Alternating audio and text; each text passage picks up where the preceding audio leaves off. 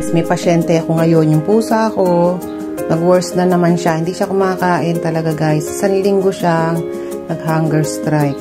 So, ang iniisip ko, baka lumala yung kanyang kidney. Pero, awa naman ng Diyos, nitong Lunes, dinala ko siya. Gumastos lang naman ang amo ko ng 7,000 plus sa Hong Kong dollar. Diyos ko, guys. I-times nyo yun, kulang-kulang 50 mil na sa pesos. So, ngayon, nagtatyaga ako kasi nahiya ako sa amo ko. Kasi kahit yan naman ay pusa niya, I mean, kailangan niyang ipagamot yan. Pero parang nagigilty ako na gumastos ng ganun kalaki yung amo ko. So, ang matutulong ko lang is make sure ko na yung gamot na binigay ay maipipid ko sa kanya lahat. So, ito. Alam nyo guys, hindi siya nakain, diba? Hindi rin siya nainom. So, pino-force feed ko siya. Ayan, nandito siya sa kwarto ng alaga ako. Maginaw kasi ngayon guys, parang 16 degree ngayon dito sa Hong Kong.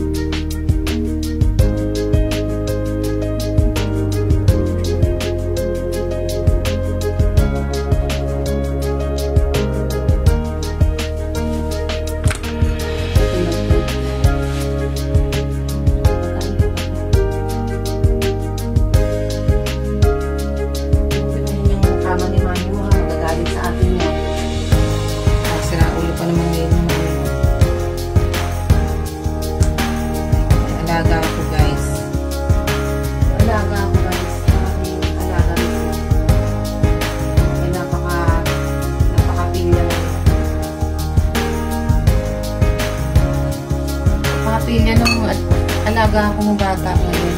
Dalagita ko. Nagiging ano siya, nagiging muryon. Diba? Muryon siya.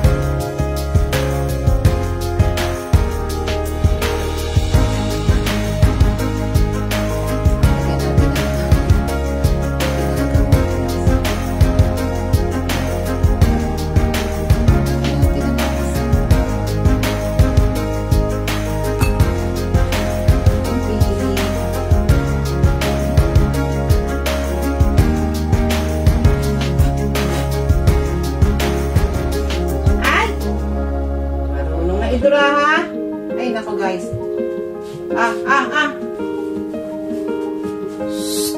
Oh, sige, tatakbo pa. Naghahabulan kami.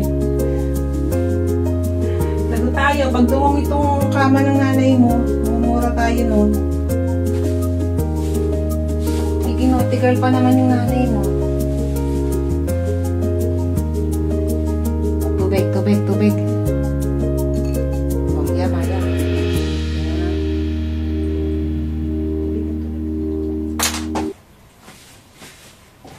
Ay, naku po. My God.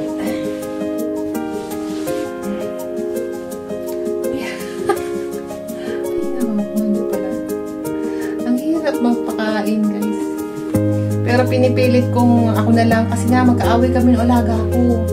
Magkaaway kami. Yung amo ko ang kaaway niya kagabi tapos nadamay ako kasi kinorner namin siya.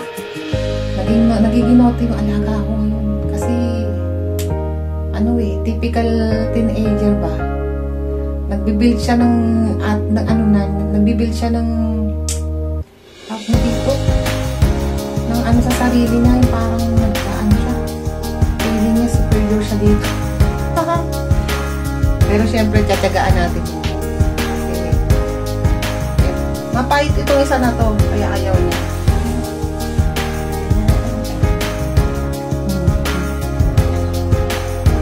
Tulungan niya lang. Bulok.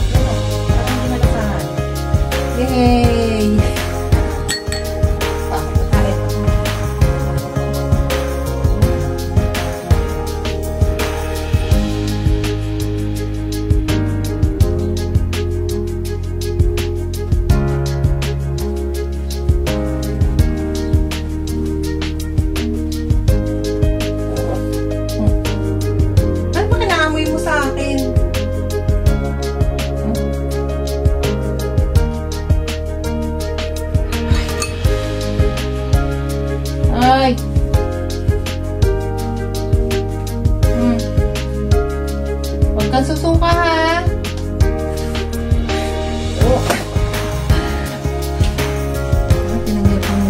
secret kung ano.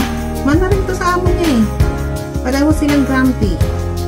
Laging irritable, laging silang masungit. Sit down. Oh, sit down. Sit down. Sit down. Sit. Okay, sit down.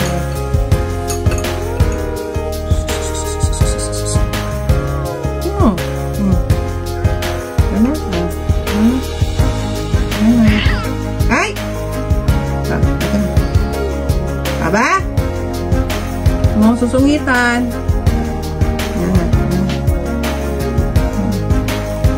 Ay! Ayan!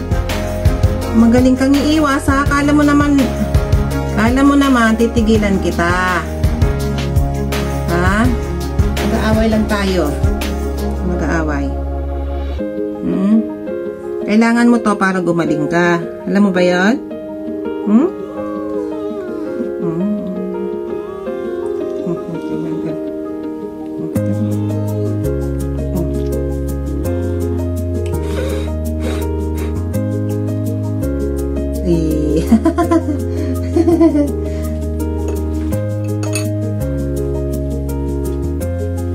Walang susuka ha.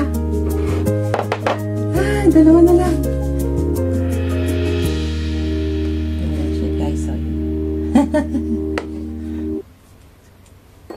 Pagsasabayin ko na tong dalawang maliit.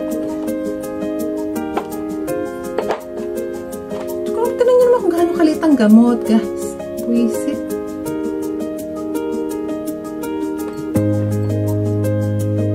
Hindi mo naman siya pwedeng ilagay sa pagkain niya kasi pag nilagay mo sa pagkain niya, hindi niya kakainin. So, talagang pupersahin mo siya. So, meron pa siyang ganito. Ito malala eh. Yung huli ko to.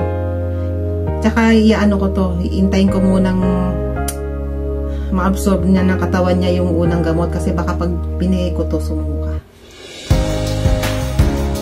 Bye-bye na muna guys. So, mamalengke pa ako. Pero tapos na ako maglinis. Ay, actually, hindi pa ako tapos maglinis.